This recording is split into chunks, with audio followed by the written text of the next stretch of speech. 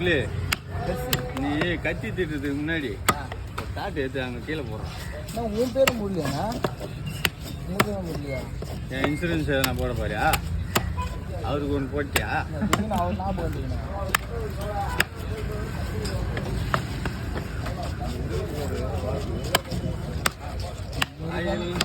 ஏறி முருகன் முரளி